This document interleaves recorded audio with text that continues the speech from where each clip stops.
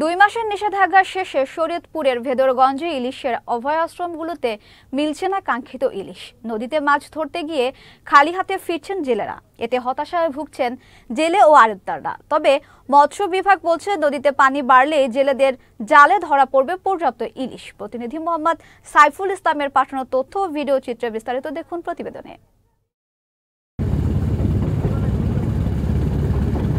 শরীয়তপুরের ভেদরগঞ্জে পদ্মা মেঘনায় মাছ ধরার নিষেধাজ্ঞা শেষ হয়েছে 1 সপ্তাহেরও বেশি।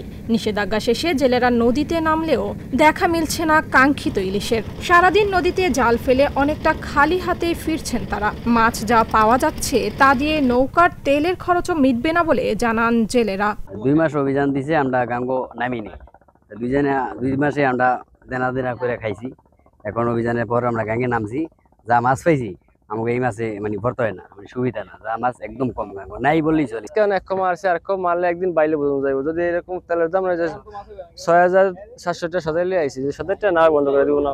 2 মাস অভিযান ছিল, অভিযানের ভিতরে আমরা কোনো নদীতে যাইনি মাছ ধরতে। আর 2 মাস অভিযানের ভিতরে আমরা কোনো সরকারি সাহায্য পাই নাই, জেলে কাঠ কোনো কিচ্ছুই আমরা পাই নাই। এখন নদীতে গেছি, কোনো ইলিশ মাছও নাই, এরপরে পোয়া মাছও নাই। এখন আমাদের চলাটা খুব কষ্টে আছি আমরা।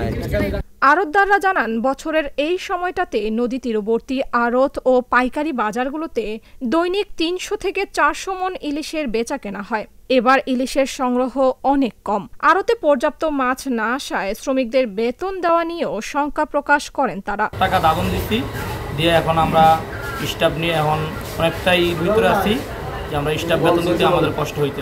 ইলিশ তো নাই বললেই চলে, যাই 2-1টা আছে, তাও দাম এত বেশি, সাধারণ মানুষের নাগালের বাইরে, জায়গা সাধারণ মানুষের পক্ষে কিনে খাওয়া সম্ভব না। তবে মৎস্য অফিস বলছে হতাশ হওয়ার কিছু নেই। নদীতে বর্ষার পানি বাড়লেই পাওয়া যাবে পর্যাপ্ত ইলিশ। জেলেরা যেরকম করে প্রত্যাশা করতেছে এখন কিন্তু সেরকম ইলিশ পাওয়া যাচ্ছে না। এটা হচ্ছে বায়োলজিক্যাল নেচার ইলিশের।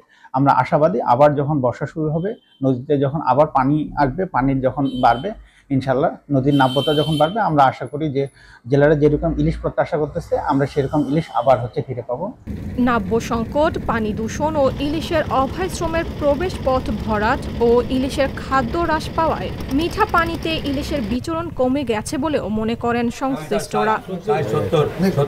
Channel S news desk.